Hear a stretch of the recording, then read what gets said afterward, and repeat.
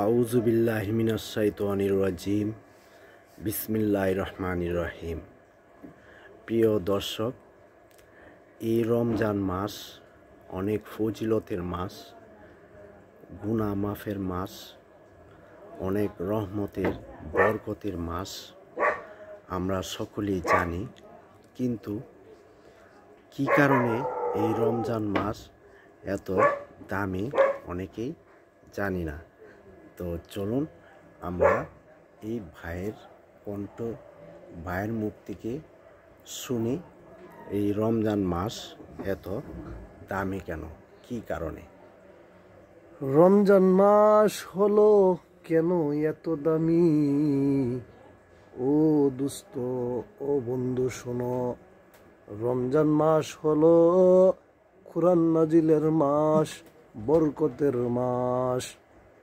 যে মাসের মধ্যে আল্লাহ তাআলা অসংখ্য অগণিত বরকত পাঠিয়েছেন। সুবহানাল্লাহ।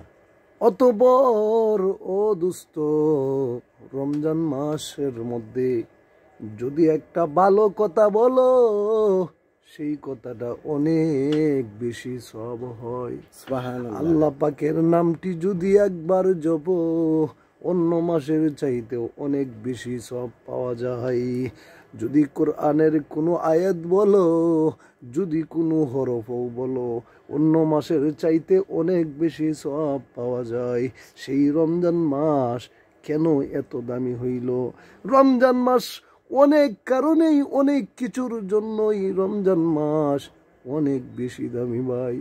যে মাসের মধ্যে যদি কোনো মানুষ হাজার হাজার অন্যায় করে, অপরাধ করে, আমি আল্লাহর কাছে যদি পাক পবিত্র হয়ে ক্ষমা চাই, আমি আল্লাহ তাআলা তার গুনার দিকে না তাকায়া, আমি আমার রহিম রহমান নাম হিসাবে, আমি দুনিয়ার জমিনের জন্য আমি রহিম, আমি রহমান, আমার এত গুণের নামের উসিলা করে আমি ওই বান্দা কি করছে না করছে তা না দেখিয়ে আমি ওই বান্দাকে আমি আল্লাহ তাআলা ক্ষমা করে দেই। সুবহানাল্লাহ।